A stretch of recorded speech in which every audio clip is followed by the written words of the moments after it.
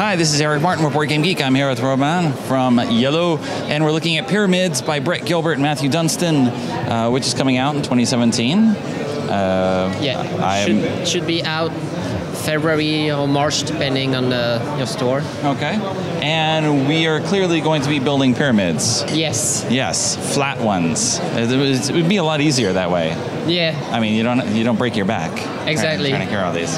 Actually, in this game, you're building three things. Okay. You have your pyramids, you have your tomb, and your obelisk.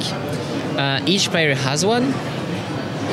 And actually, at the beginning of the game, you have nothing because you'll be building up as the game progresses. So at their turn, you start. Imagine that we are playing together and you start.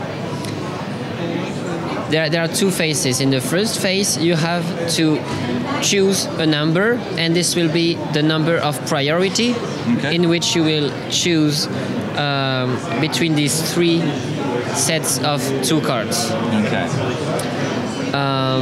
For example, if you take 2 and I take 1, then I will still have to choose before you, but right. You can be the other way around.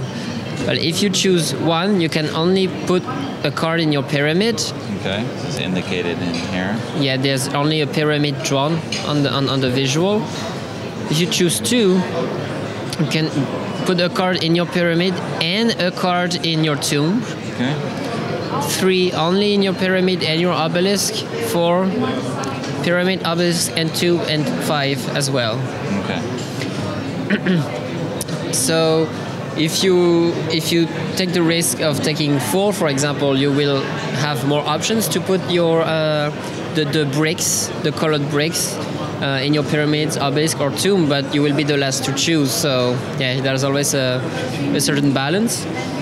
So when you take your 2 cards, you have to put 1 in your pyramid, and if you can put 1 on another place, you can play it in your tomb or your obelisk. Okay. You do that, and then another set of 2 cards, another set of 2 cards, and another one, and then you do it again, except that now I will be the first player to choose my order of priority. Okay. And what are the building restrictions when we're constructing our pyramid or the obelisk? So there are no restrictions at all. Okay. What changes is just the scoring. In your pyramids, what will give you points is the longest series of the same color among the bricks. Okay. So here we've got 5 yellow. Here you get 5 yellow, and yes, this one does not match, so that doesn't count. Here your longest one would be yellow, so you would have 5 points for your pyramids. Okay. In your obelisk, so you have a player aid in the game. Don't bother learning all of this by heart, but it's the most present color. You get points according to how many of the same color So you we have. got 4 red at the 4 different levels. Yeah. Okay. So you would have 4 red. Yeah. So you would have 10 points for that. And in your tomb, the person with the most of each color gets 5 points. For example, I have 4 blue in my tomb. You have 3. I get the 5 points. But if you have more green than me you get 5 in your tomb, you get 5. So okay.